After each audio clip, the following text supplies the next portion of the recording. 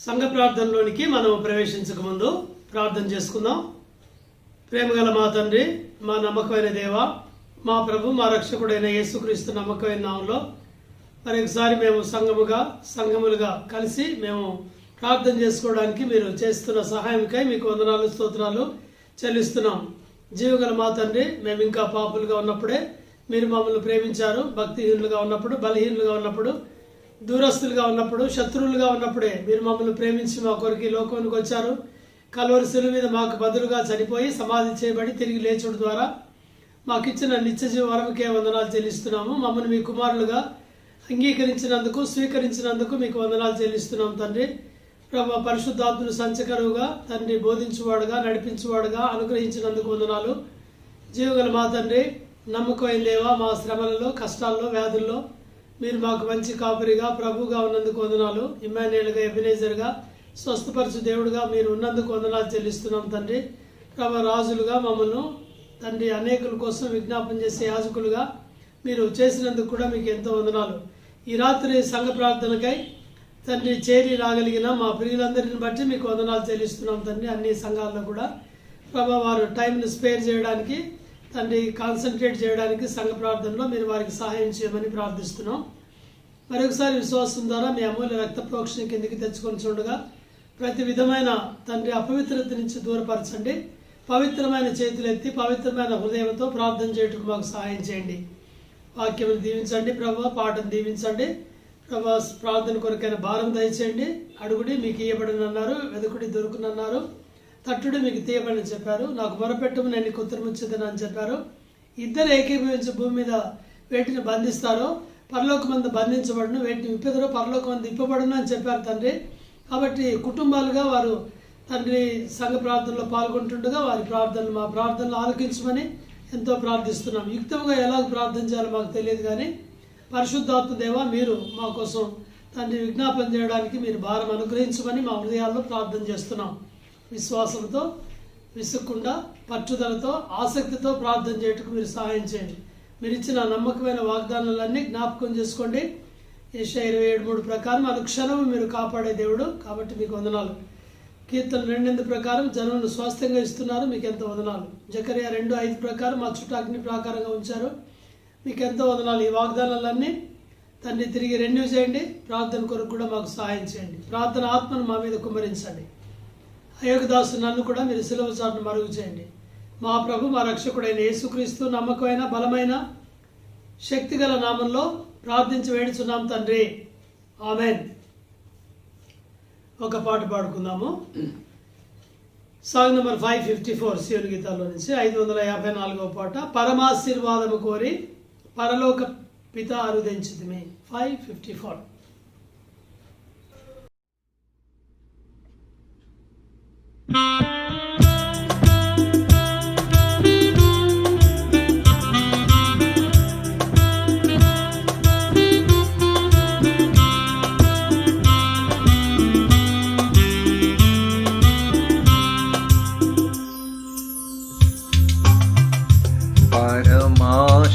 పరమాశీర్వాదము కోరి పరలోక పితారుదెంచితిమి.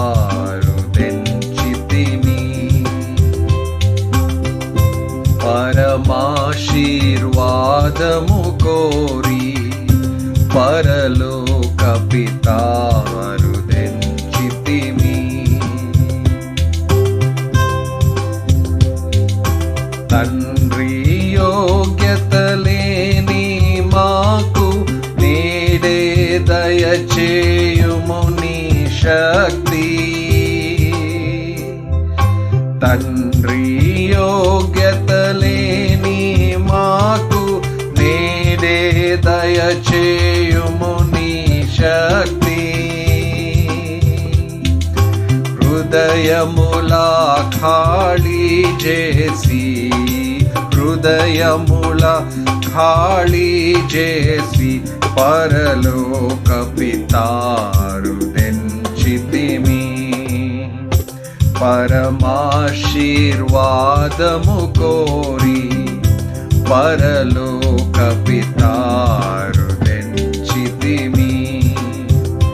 పరమాశీర్వాదము ఆశీర్వాదము కోరి పరలోక పితారుదెంచితిమి.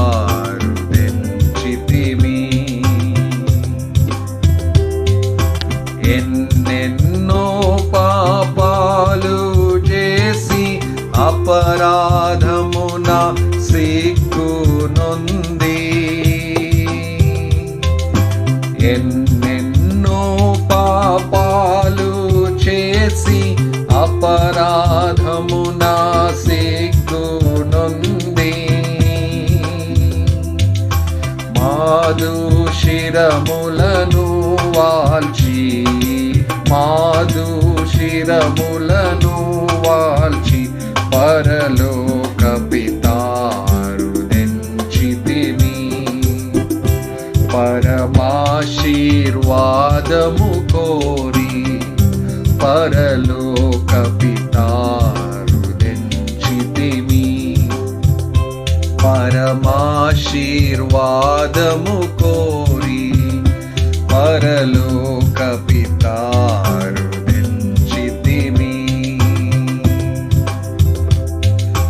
బలవంతుడవు నీవే యేసు ప్రభువా, సర్వశక్తియు నీవే. బలవంతుడవు నీవే యేసు ప్రభువా, సర్వశక్తియు నీవే. నిన్నే సదా స్తుతించెదము, నిన్నే సదా స్తుతించెదము. పరలోక పితారుదెంచితిమి. పరమాశీర్వాదము కోరి పరలోక పితారుదెంచితిమి. పరమాశీర్వాదము కోరి పరలోక పితారుదెంచితిమి. ఇలలో శ్రమలానోచిన ప్రేమ, అదే ప్రేమ కోరియున్నాము.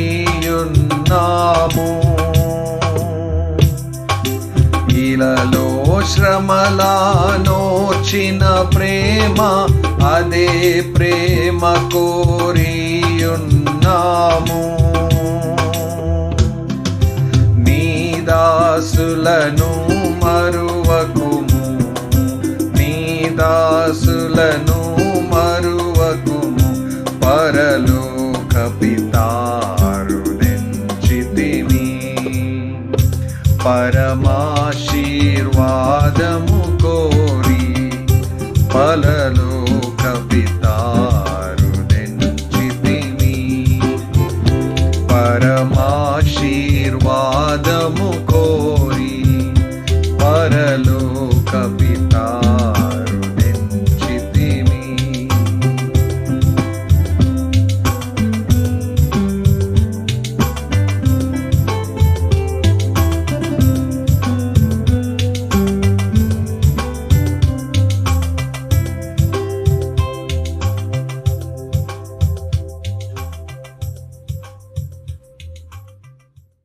దేవుని వాక్యాన్ని చదువుకుందాం.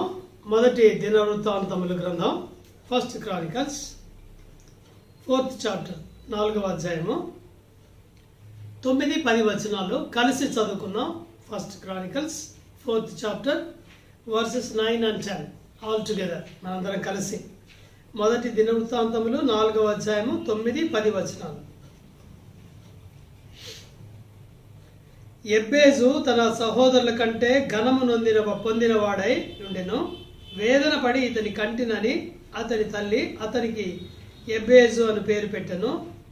ఎబ్బేజు ఇశ్రాయేలీయుల దేవుని గూర్చి మొరపెట్టి, నీవు నన్ను నిశ్చయముగా ఆశీర్వదించి నా సరిహద్దును విశాలపరిచి నీ చెయ్యి నాకు తోడుగా ఉండ దయచేసి నాకు కీడు రాకుండా దానిలో నుండి నన్ను తప్పించుమని ప్రార్థింపగా దేవుడు అతడు మనవి చేసిన దానిని అతనికి దయచేసెను. ఎబ్బేజు చాలా విచిత్రమైన వ్యక్తిగా మనకు 4వ అధ్యాయంలో మొదటి దినవృత్తాంతంలో కనిపిస్తున్నాడు. ఫస్ట్ క్రానికల్స్ 4th చాప్టర్లో యూదా కుమారులు ఎవరనగా అని మొదటి వచనం నుంచి బిగిన్ అవుతుంది. అందరి పేర్లు వంశావళులు అలాగ రాసుకుంటూ కుమారులు ఎవరిని కన్నారు ఇలాగ రాస్తారనమాట.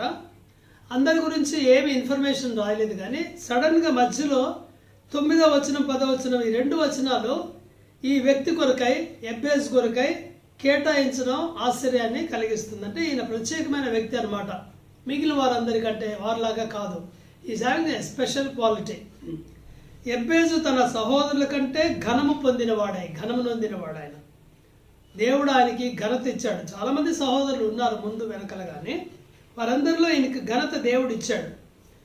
వేదన పడి ఇతని కంటినని అతని తల్లి అతనికి ఎబ్బేజ్ అని కూడా పేరు పెట్టింది. ఎబ్బేజ్ అనగా వేదన, దుఃఖం అని అర్థం. ఆయన చేసిన ప్రార్థన 10వ వచనం, ఒక్క వచనంలో రాయబడి ఉంది. దీన్ని బట్టి మనకి ఏం తెలుస్తుందంటే ఎబ్బేజు ప్రార్థన పరుడు అని మనకు అర్థమవుతుంది. Is a prayerful man. అందుకని ఆయన చేసిన ఇతర క్రియల గురించి కానీ ఏది రాయకుండా ఒక్క మాట ప్రార్థన గురించే రాశారు. ఇదేం చూపిస్తుంది? Is a prayerful man, prayer warrior అని మనకు అర్థమవుతుంది. కొన్ని విషయాలు ఈ వ్యక్తి గురించి మనం చూద్దాం.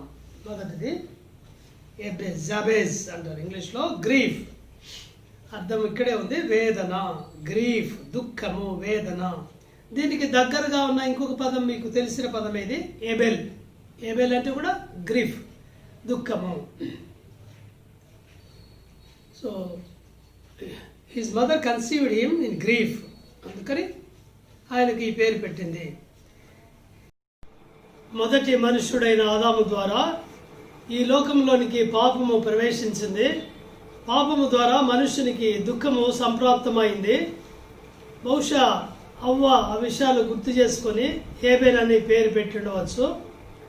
ఇక్కడ కూడా మనము అదే పదాన్ని మళ్ళీ చాలా కాలం తర్వాత మనం చూస్తున్నాము. యేసుక్రీస్తు వారు మన దుఃఖములన్నిటినీ, మన వ్యసనాలన్నిటినీ ఆయన భరించి శిలువ మీద మనకు సంతోషాన్ని, ఆనందాన్ని ఇచ్చాడు. అందుకని మనము దేవునికి వదనస్తులై ఉన్నాము. ఎబ్బేజ్ అనగా వేదన పడి కంటిని అని వాళ్ళమ్మంటుంది. యేసు ప్రభు వారు కూడా శిలువ మీద వేదన పడి మనల్ని కని తనకు కుమారులుగా చేసుకున్నాడు. తర్వాత ఈజ్ మోర్ ఆనరబుల్, అంటే ఆయన ఘనత పొందినవాడు తన సహోదరుల కంటే. Jabez was more honourable than his brother అని మనం చదువుతున్నాం కదా. సో దేవుడే ఘనతను కూడా మనకు ఇచ్చేవాడు. నన్ను ఘనపరచు వారిని నేను ఘనపరచేదనని మొదటి సమూయేలు 2వ అధ్యాయంలో 30వ వచనంలో చివరి భాగంలో మనం చదువుతాం. హెచ్చు యెహోవా వలననే కలుగునని 75 సామ్లో కూడా 6 and 7 వర్సెస్లో మనం చదువుకుంటాం. హెచ్చు దేవుడే ఇస్తాడు. ఈ లోకంలో ఎప్పుడైతే మనము దేవుని కొరకు జీవిస్తామో, దేవుని ఉద్దేశాల ప్రకారం, చిత్త ప్రకారం జీవిస్తామో, తన చిత్తం నెరవేర్చుట మనకు ఎప్పుడైతే సంతోషంగా ఉంటుందో దేవుడు మనల్ని ఘనపరుస్తాడు. ఆయన్ని మనం ఘనపరుస్తాము దేవుని వాక్యం వినుట ద్వారా. దేవుడు కూడా మనల్ని ఘనపరుస్తున్నాడు. సో 2 లక్షణాలు ఇక్కడ మనం చూసాం జాబేజ్ గురించి. వేదన, తర్వాత ఈజ్ ఆనరబుల్. తర్వాత ఎబ్బేజ్ యొక్క ప్రార్థన, చాలా మంచి ప్రార్థన చేస్తున్నాడు ఆయన. 4 సంగతుల గురించి మనం ఈ ప్రార్థనలో చేసుకోవచ్చు. ఒక రకంగా చెప్పాలంటే ఇది ఒక మోడల్ ప్రేయర్ అని చెప్పచ్చు, మాదిరికరమైన ప్రార్థన. ఏమని ప్రార్థిస్తున్నాడు? O that thou wouldest bless me indeed. చూడండి ఏమని ప్రార్థిస్తున్నాడు.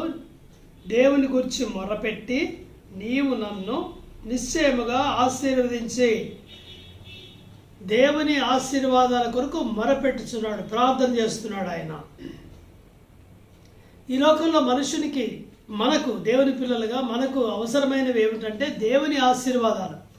విచారకరమైన సంగతి ఏమిటంటే మనము మనుషుల ఆశీర్వాదాల కొరకు ప్రాకులాడతాము, కానీ మనం దేవుని ఆశీర్వాదాల కోసం మనం ఎక్కువగా మనం ప్రయాసపడము, లేకుంటే ప్రార్థన చేయము. ఒక్క వ్యక్తి ముందు మనుషుల ఆశీర్వాదాల కోసం ప్రయాసపడి పొంది నష్టపోయాడు. తర్వాత ప్రభువా నీవు ఆశీర్వదించని దేవుని కాళ్ళు పట్టుకున్నాడు. ఎవరైనా? యాకోబు, జేకబ్ కదా. మోసం చేసి వాళ్ళ నాన్న దగ్గర నుంచి ఆశీర్వాదాలు కొట్టేశాడు, కానీ దాని ద్వారా ఆయనకి ఏమీ విశ్రాంతి దొరకలేదు, సమాధానం లేదు. అందుకని మనం చదువుతాము ఆదికాండం 32వ అధ్యాయంలో 26, జెనసిస్ 32:26. అక్కడ దేవుని పట్టుకొని నువ్వు నన్ను ఆశీర్వదించితే గాని నిన్ను పోనీయను అని ఆయనతో పెనుగులాడేది మనం చూస్తాం. దాదాపు పోరాడాడు, యుద్ధం చేశాడు. కాబట్టి యాకోబు దేవుని చేత ఆశీర్వదించబడిన వాడు అయ్యాడు. దేవుడు ఆశీర్వదిస్తే ఇక మనుష్యులు శపించినా మనకేమి కాదు. బిలాము కథలో అదే మనం నేర్చుకుంటాం. శపించడానికి వెళ్ళాడు ఇశ్రాయేలీయులను, కానీ శాపానికి బదులు దేవుడు దాన్ని ఆశీర్వాదంగా మార్చాడని చదువుకుంటాం. అందుకని దావీదు కూడా ఈ సత్యాన్ని గుర్తించి మొదటి దినవృత్తాంతములు 17:27 ఫస్ట్ క్రానికల్ 17:27లో నీవు ఆశీర్వదించిన ఎడల యెహోవా అది ఎన్నటన్నిటికీ ఆశీర్వాదకరముగా ఉండును అని చెప్తున్నాడు. కాబట్టి దేవుని ఆశీర్వాదాలు నిత్యమైనవి, అవి పరలోక సంబంధమైనవి. ఎఫెసీయులకు రాసిన పత్రిక 1:3 పరలోక సంబంధమైన ప్రతి ఆశీర్వాదమును యేసు ప్రభునందు మనకు అనుగ్రహించను. ఈ పరలోక ఆశీర్వాదాలు హెవెన్లీ బ్లెస్సింగ్స్ ఎలా వచ్చాయి మనకు? పరలోకంలో ఉన్న యేసు ప్రభు ద్వారా ఆయన ఈ లోకానికి వచ్చి శిలువ మీద చనిపోవడం ద్వారా ఈ ఆశీర్వాదాలు మనకు దేవుడు ఇచ్చాడు. ఈ ఆశీర్వాదాలు హెవెన్లీ, పరలోక సంబంధమైనవి, ఇవి నిత్యమైనవి, ఎటర్నల్ బ్లెస్సింగ్స్. కాబట్టి మనం కూడా అలా ప్రార్థన చేస్తాం, ప్రభువా నీ పరలోక సంబంధమైన ఆశీర్వాదాలు ఏవైతే ఉన్నాయో దాచిపెట్టినవి అవి నాకు దయచేయి. నీవు ఆశీర్వదించితే చాలు ప్రభువా, ఇంకెవరు ఆశీర్వదించకపోయినా పర్వాలేదు అని మనం చెప్పవచ్చు. O thou wouldest bless indeed. Second thing, enlarge my coast. రెండవది ఈయన ఏమని ప్రార్థిస్తున్నాడు? నా సరిహద్దును విశాలపరచుము. సరిహద్దులు ఇవి రెండు రకాలుగా కూడా సరిహద్దులు ఉంటాయి. మనం ఇల్లు కట్టుకుని ఉంటే, ఒకవేళ ఇండిపెండెంట్ హౌస్ అయితే దానికి బౌండరీస్ ఉంటాయి. సేల్ డీడ్లో కూడా లాస్ట్ పేజ్లో బౌండరీస్ అని రాస్తారు, సరిహద్దులు. సో మన సరిహద్దులు ఏమిటి? నేను ముందు దీన్ని పరిచర్యకు పోలుస్తున్నాను. పరిచర్యలో మన సరిహద్దులు విశాలపరచబడాలి. యెషయా గ్రంథం 60:22 a little one shall become 1,000 and a small one a strong nation. దానిలో ఒకడు 10 వందలగును, ఒంటరి అయిన వాడు 10 వందలగును, 1000 మంది అవుతారు ఒక్కరు. ఇది మినిస్ట్రీ గురించి నేను చెప్తున్నాను. అదే అట్లాంటిదే యెషయా 54 కూడా 54:2-3 Isaiah 54:2-3 54:2-3 Enlarge the place of thy tent, stretch forth the curtains of thy habitations, spare not, lengthen thy cords, strengthen thy stakes. Thou shalt break forth on the right hand and also on the left. నీవు కుడికి ఎడమకు వ్యాపించదవు, నీ గుడారపు తెరను విశాలపరచుము. మన పరిచర్యను దేవుడు విశాలపరచాలి. సంఘం యొక్క పరిచర్య stagnation కాదు, అది ఒక చెరువు లాంటిది కాదు. సంఘం అనేది ఒక నది లాంటిది, ప్రవహించేది. అది వ్యాపిస్తూ పోవాలి, పొడుగుకు వెడల్పుకు. అబ్రహాం ఇచ్చిన వాగ్దానం కూడా అదే. 13:17 జెనసిస్ 13:17 ఆదికాండం. నీవు లేచి నీ దేశము పొడుగు వెడల్పున సంచరించుము. ఒకే దగ్గర కూర్చోకూడదు, పొడుగు వెడల్పున సంచరించాలి, అప్పుడే దేవుడు ఇస్తాడు. యెహోషువకి ఇచ్చిన వాగ్దానం అదే. 1:3 నీవు అడుగుపెట్టు ప్రతి స్థలమును నేను నీకు ఇస్తాను. యేసు చెప్పాడు, దేవుడు చెప్పిన మాట ఇదే.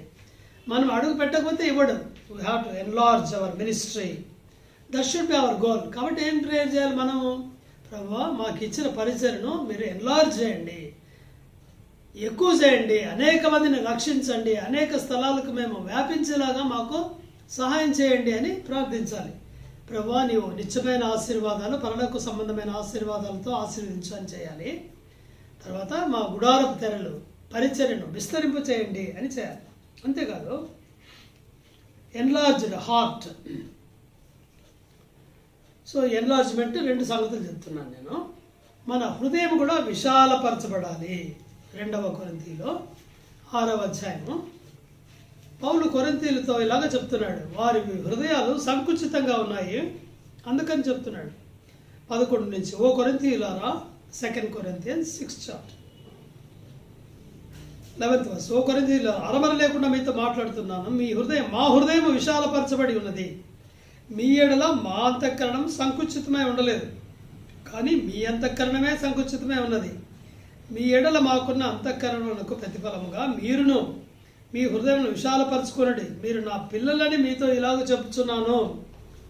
పౌలు కొరింథీయుల్ని పిల్లలుగా భావిస్తున్నారు. ఎందుకంటే కొరింథీయులు పౌలు యొక్క పరిచర్య ద్వారా రక్షించబడ్డారు. అపోస్తల కార్యాలు 18వ అధ్యాయంలో మనం ఆ సంగతి చూస్తాం. 18 చాప్టర్లో కొరింథీకి వెళ్ళి పరిచయం స్టార్ట్ చేశాడు. కాబట్టి ఆయన స్టార్ట్ చేశాడు కాబట్టి ఆయన ద్వారా వీరు రక్షించబడి సంఘంలో చేర్చబడ్డారు కాబట్టి వారిని తన పిల్లలుగా, సొంత పిల్లలుగా భావిస్తున్నాడు పౌలు. అలాగే మన పరిచర్య ద్వారా రక్షించబడిన వారు మన పిల్లలు.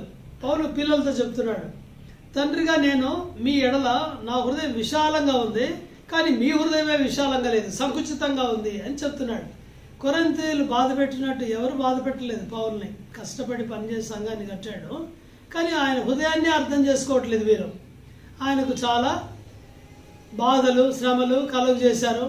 ఆయన ప్రసంగాన్ని క్వశ్చన్ చేశారు. ఇట్లాగా చాలా విచిత్రంగా మాట్లాడతారు వారు, ఎందుకంటే వారు కార్నల్ బిలీవర్స్ అయ్యారు కాబట్టి. పౌలు చాలా వేదనతో రాస్తాడు. 2వ కొరింథీ పత్రిక చాలా వేదనతో రాస్తాడు. మొదటి పత్రిక ఖండిస్తూ రాసిన 2వ కొరింథీ పత్రిక అంతా తను తాను జస్టిఫై చేసుకోవడానికే రాస్తాడు.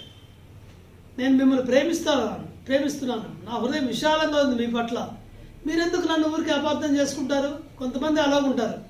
మనం మంచి మాట్లాడితే కూడా వారికి చెడుగా కనిపిస్తుంది. దావీదు కూడా అంటాడు ఒకసారి, నేను నా నోటిలో నుంచి మాటలు బయటికి రాగానే యుద్ధమునకు సిద్ధమవుదురు అని. ఏమమ్మా బాగున్నావా అంటే కూడా ప్రాబ్లమే, నాకేమైంది అంటారు. సో చాలా విచిత్రమైన విశ్వాసుల్ని మనం కలుసుకుంటాము. పౌలు చెప్తున్నాడు, నా హృదయం విశాలంగా ఉంది, నన్ను మీరు చేర్చుకోండి మీ హృదయాల్లో, మీ హృదయం విశాలపరచబడనివ్వండి, నేను నిన్ను ప్రేమిస్తున్నాను మిమ్మల్ని. పౌలు అలాగా ఎంతో దీనంగా చెప్తున్నాడు. O Corinthians, our mouth is open unto you, our heart is enlarged, you are strained in us, be also enlarged, love gives enlargement of our heart. హృదయం విశాలం ఎప్పుడవుతుంది? హృదయం ప్రేమ కలిగి ఉన్నప్పుడు. ప్రేమ లేనప్పుడు హృదయం సంకుచితం అవుతుంది.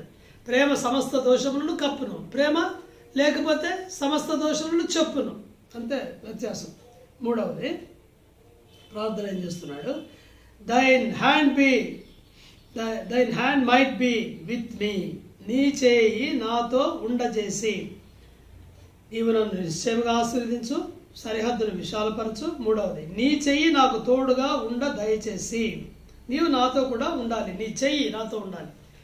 ఇశ్రాయేలు అనే దేవుని ప్రజలను తన బలిష్టమైన బాహు చేత ఐగుప్తు నుంచి బయటికి తీసుకొచ్చాడు. వారితో ఎల్లప్పుడూ ఆయన ఉండేవాడు, ఆయన చెయ్యి వారితో ఉండేది. మనకు కూడా దేవుడు ఇలాంటి వాగ్దానాలు ఇచ్చాడు. అయితే మనం క్లెయిమ్ చేయటం నేర్చుకోవాలి, ప్రాక్టీస్ చేయాలి. హెబ్రీయులకు రాసిన పత్రిక 13వ అధ్యాయం 5వ వచనంలో, నిన్ను విడవను, నిన్ను ఎడబాయను. దేవుడు చెప్పిన వాగ్దానం, నిన్ను విడవను, ఎన్నడను ఎడబాయను. I will not leave you not forsake you. రోమా 8:31, దేవుడు నా పక్షం ఉండగా నాకు విరోధేవుడు మనతో ఎల్లప్పుడూ ఉంటాడు.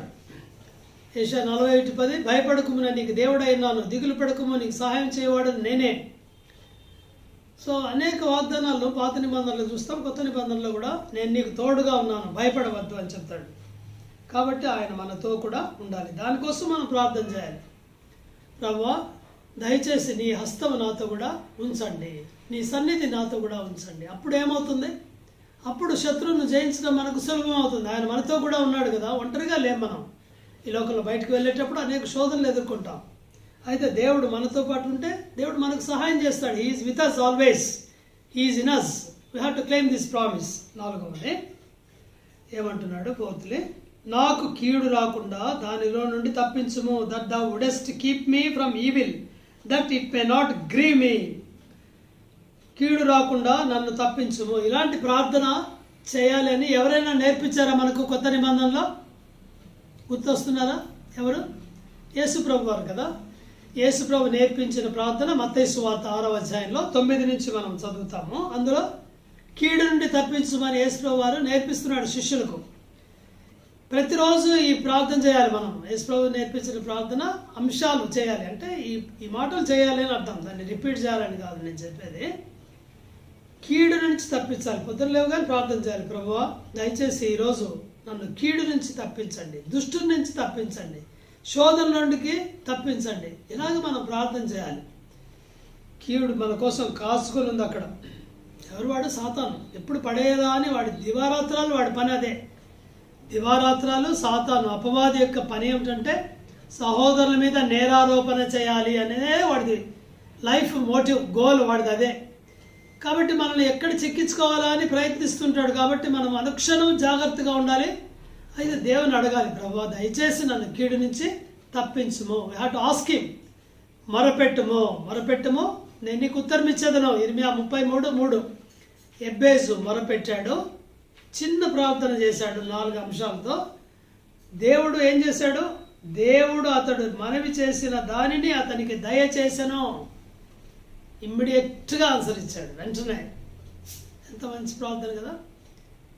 ఖచ్చితమైన ప్రార్థన, క్లియర్గా చేశాడు, సూటిగా చేశాడు. ఇహలోక సంబంధమైన ఆశీర్వాదాల కోసం అసలు ప్రార్థన చేయలేదు. దేవుడు అతన్ని ఘనపరిచాడు. అందుకే దేవుడు ఆయన్ని హెచ్చించాడు. సహోదరులందరిలో దేవుడు ఆయన్ని ఘనపరిచెను. Praise the lord. ఇలాంటి ప్రార్థన మనం కూడా చేద్దాం. రోజు వ్యక్తిగతంగా కూడా చేద్దాం ఈ ప్రార్థన, ఈ మోడల్ ప్రేయర్. కుటుంబంలో కూడా ప్రార్థన చేస్తాం, సంఘంలో కూడా చేద్దాం. ప్రభు మనల్ని విస్తరింపు చేయాలి. స్టాగ్నేటెడ్ చెరువులాగా, మురికి చెరువులాగా ఉండకూడదు, కాలువలాగా ప్రవహించాలి. అనేక చోట్లకి జీవనది వెళ్ళాలి. అందరూ పొలాల్లో ఈ నీళ్లు మళ్లించుకొని పంటలు పండించాలి, తినాలి, బ్రతకాలి, చావు నుంచి తప్పించబడాలి. అది మన గోల్ అయి ఉండాలి, ఆశయం ఉండాలి. అలాంటి భారంతో ప్రార్థనలో ప్రవేశిద్దాం. దయచేసి ప్రార్థించండి, ప్రార్థనలోకి వెళ్ళండి. ప్రార్థన అంశాలు మనకు తెలిసిన అంశాలే. మెయిన్గా COVID-19 బారి నుంచి దేవుడు మనల్ని కాపాడేలాగా రోజు రోజుకు ఎక్కువ అవుతున్నాయి. ప్రభు మనకు సహాయపడినట్లుగా ప్రార్థన చేయండి. అధికారులకు కూడా దేవుడు సహాయపడినట్లు, ప్రజలు కోఆపరేషన్ ఇవ్వడానికి ప్రార్థించండి. అలాగే సంఘ అవసరాల కొరకు, లోకల్ అసెంబ్లీస్ సకల కొరకు ప్రార్థించండి. మనకి ఇవ్వబడిన వాగ్దానాలు పట్టుకొని ఎబ్రోన్లో పరిచర్యను కూడా జ్ఞాపకం చేసుకోండి. అలాగే ఇంకా కొన్ని ఇంపార్టెంట్ సంగతులు ఉన్నాయి. బ్రదర్ ఏజ్ దాస్, దేవుని సేవకులు, అస్కాలో, ఒరిస్సాలో ఉంది ఇది. ఆయన యాక్సిడెంట్కి గురయ్యాడు. ఇప్పుడు వైజాగ్ హాస్పిటల్లో ఉన్నాడు. ఆపరేషన్ కూడా నిన్న అయి ఉంటుంది. ప్రభు ప్రాణాపాయం నుంచి కాపాడేలాగా ప్రార్థించండి. చాలా సీరియస్ కండిషన్లో ఉన్నాడని తెలుస్తుంది. దయచేసి ప్రార్థించండి ఈ అంశం కొరకు కూడా. యాదగిరిగుట్టలో కూడా మందిరాన్ని కడుతున్నారు. అనేక అవాంతరాల మధ్యలో ప్రభు వారికి సహాయపడినట్లు కూడా ప్రార్థన చేయండి. ప్రార్థనలోకి వెళ్దాము. సరిగ్గా 8:30కి చివరి ప్రార్థన కొరకే మనం మళ్ళీ కలుసుకుంటాం. గుర్తుపెట్టుకుంటారా? 8:30కి లాస్ట్లో ప్రేయర్ ఉంటుంది. Praise the lord.